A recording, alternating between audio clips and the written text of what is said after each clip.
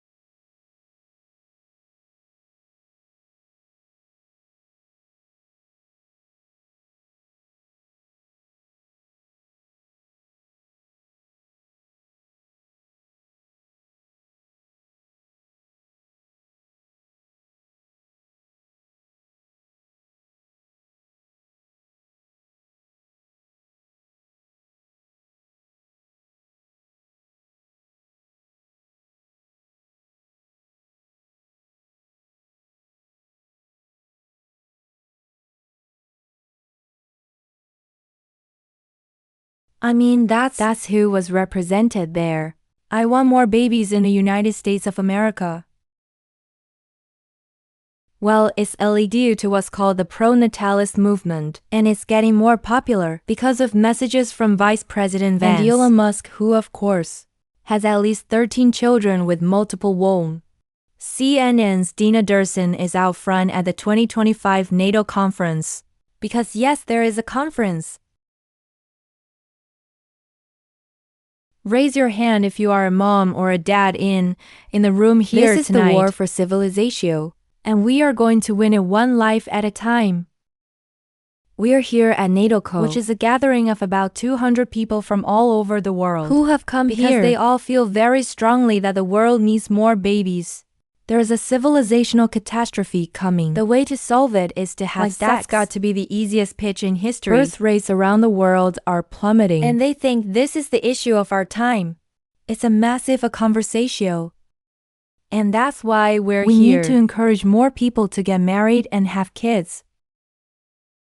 We need those people to be the people of the future. Many countries are no longer having enough kids to replace their populations. Some experts predict this will cause labor shortages and inflation, permanently changing the economy. The people most passionate about this call themselves prenatalists. People are like, why are high fertility people always so weird? Malcolm and Simone Collins have 4 kids, soon to be 5, and are some of the loudest advocates for prenatalism. What we've prenatalism and demographic collapse have become the global warming. At the right, some of the first people who really recognize the scale of the problem are major players in the White House right now, like J.D. Vance and Elon Musk. The birth rate is very low in almost every country, and something unless that changes, civilization will disappear. Elon Musk's fixation with population collapse has pushed adultism into the spotlight. His tweets about NATOCO helped double attendance for this year's event, where the tickets cost $1,000. Yes, I spent all of my savings coming here. Do you want to have kids? Actually. Yes. Do you don't have kids? No. How many do you want to have? Minimum 5. They want to have my first 22 and okay. She gotta get on that, yeah. I know organizers said they heard a lot of interest in matchmaking. So they gave yellow wristbands to singles to help them find each other. You have a yellow wristband? Yes. So you're open to mingling, yes. Well, yeah. Have you met anybody good? I'm not sure if you can tell. Yeah, like there's a lot of lots here. There's not that many ladies. The speakers are largely dry economist types, focused on tweaks to boost birth rates, from tax credits to housing. But politically the vibe is firmly right-wing. The marginal people need to go back to the margins. We want to raise families. The left is raising pride flags over cat shelters. The 2024 actually did have a slight uptick in births. Bad news, it was just the anchor babies from the illegal immigrants. It's pretty difficult to draw a neat tiny circle around everybody here. The far right or the extreme right, like to have more babies. Like to have more of our babies. On the other end, people like more babies are always good. Whether it's babies or immigrants. And the other access, Shad, Catholics, Mormons, and then like a kind of tech bro or tech futurist. Genetic selection of embryos, trying to refine the quality of the babies that are burrow. Because the Collins are building their family through IVF, using experimental testing to rank embryos for traits. From health risks to intelligence, they get one of the biggest criticisms of prenatalism, that is code for eugenics. Eugenics is when you say these are good traits. These are bad traits. This is just people choosing among their own embryos.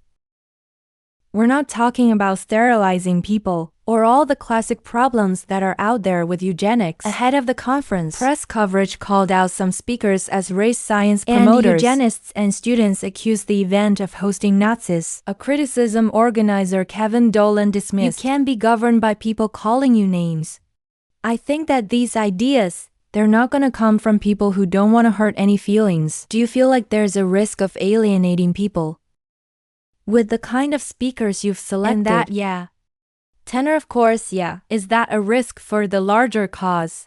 I mean, yeah, some of those people are polarizing, my friends, and I'm not gonna chuck them under the bus. Write own things that are that fundamental. Paul Constance was the only liberal we met the whole weekend. I'm here because I think it's a really big topic and progressives need to be in the conversation. Why is this such a big deal to you? So I have kids in their 20s.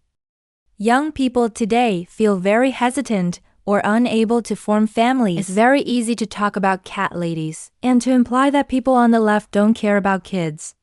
It's much harder to actually put forward policies that would make everyone of any political stripe be more inclined to form a family. I think that one of the things that often gets skipped over in any discussion of eugenics today is kind of the actual lives of women who make decisions about whether or not to bring a child into the world. Don't forget about the ladies. Don't forget about the people who have the babies.